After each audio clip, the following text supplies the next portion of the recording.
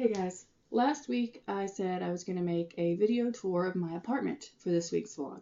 Well, I changed my mind. I have a friend, Sarah, who's going to be coming to Japan in about 4 or 5 days, and she is unaware of the trash sorting system in Japan. So I am going to make a video about that. So whenever I was living in the United States, we obviously were not required to sort our trash into plastics, papers, things like that. Well, here in Japan, you are. So when I got here, I panicked a little bit because I was like, I've never sorted trash before. I mean, surely it's going to be the most complicated thing I've ever seen in my life. Well, actually it isn't. It's not that bad once you get used to it. So I'm going to do an explanation about that. So first things first. You have 3 major trash bags you're going to kind of need to have. So one is for combustible garbage, one is for plastics, and then one is for bottles. So we'll start with my schedule for my trash, which I was given shortly after I got here, which has been a lifesaver. It tells me what days everything's picked up and kind of explains what needs to go in where. So on Mondays, we have combustible garbage. And combustible garbage is pretty self-explanatory. If you can catch it on fire, it goes in combustible garbage. I should say that if you can catch it on fire and it is supposed to and it burns, then it goes in combustible garbage. So papers, cardboard, things like that. Now with cardboard, you have to be careful because if it's actually a box, like a bigger box, you actually have to break those down and put them together, tie them together with paper string, and then take them down on a separate day. So yes, you can burn them, but you can't really send them out with your regular combustible garbage. That goes on a separate day. So with combustible garbage, that also includes food. So when you go to the grocery store, most of the time you'll get bags kind of like this. They're just real thin plastic bags. And what they are is when you get meat or something that will leak, they'll put them in these bags and it'll keep, stuff from getting all over your other groceries. And like I said, it's really thin, so it actually will burn. And so when I'm cooking, I will put like eggshells or onion peels, potato peels, things that will end up smelling bad just sitting in your trash bag until it's the day for the trash to go out. So you can put it all in here and then you can tie it and then your apartment doesn't smell, which is great. Also, some areas have specific designated bags that you're supposed to use.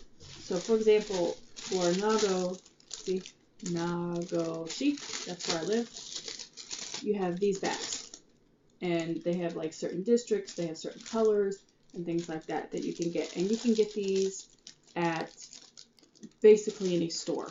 I've seen them in the main store I shop at. I've seen them in the vegetable and fruit store. I've seen them in just a regular odds and ends store. You can get these basically at any store, convenience stores, everything. So these are really easy to get and they're not very expensive at all. But not all places require designated bags. So this is my area. If you're in a different area, it may be completely different. On Tuesdays, they pick up plastic PET bottles. Now, PET bottles are like Coke bottles, tea bottles. I'm sure you probably knew that. So things like this. This is apple tea. It's really good. And so you can't just throw this away in the designated container. You have to take off the cap because the cap has its own little thing that it goes in. And then on these bottles, they have little serrated lines. I don't know if you can see it. Yeah, here. And then little arrows. And what it is you peel that off. And then the label actually goes in your plastics bag. And then this goes in the PET bottle container that they provide downstairs. Which that also could be different in your apartment. Not all apartments have PET bottle containers for you to send out, I don't think, but mine does. So On the first Wednesday, they have vinyls, so polyester buckets, planners, plastic toys, cassette tapes. They have edible oil, electronic appliances, and non-combustible garbage such as bowls and ceramics. On the third Wednesday, it's the same thing. They have vinyls, hazardous garbage, fluorescent lights, batteries, rubber items, rubber sandals, rain shoes, and elastics, and then metal items like pans, scissors, tableware, and aluminum foil. Thursday is combustible garbage day again, which is again all of the burnable garbage. On Friday, they have the plastics bag. So one of the 3 main bags I was talking about earlier. So that includes things like this. I buy food from the store a lot, like prepared food from the store a lot, because Japan is great about that. They have like a whole section of, you can get prepared, bentos for lunch and dinner, and you can get sushi, and it's great. But anyway, so they have lots of containers like this. So in your plastic bags, you'll throw these things away. And then also like cookie and candy wrappers like this, things that don't burn or are not supposed to burn. So that bag fills up the fastest for me. So they also pick up empty bottles and glass those days, like glass bottles, waste paper, newspaper, cardboard, milk packs, magazines, and all those, and then old clothes, which you bundle up with paper string. So there's obviously a lot of categories for trash. And really, the only ones that I have had to worry about so far have been the cardboard, my combustible garbage, plastics, and PET bottles. So it's not something that, you have to worry about every single one of these every week. But that being said as well, not everywhere requires you to sort your garbage in Japan. Most places do, yes. But I had a friend who lived in central Nago who did not have to sort her trash. She threw everything in it, and it was sorted out later. So some apartment buildings don't require you to do this, but a lot of them do.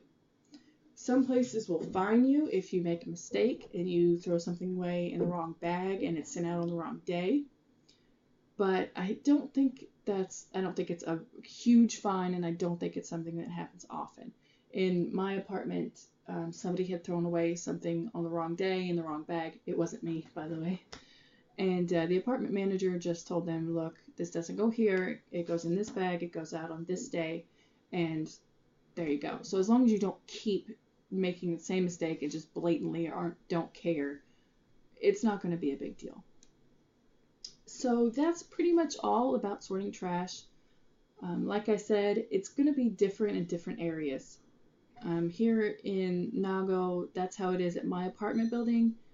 It does vary, and I'm sure it'll vary probably some in a lot of places on the mainland. So it's just something you really have to ask your apartment manager, you have to ask friends, because somebody will know and they can help you do it correctly. So that is all about sorting trash at least in my apartment. So next week will be the vlog about my apartment. So I will see you all next week. Bye.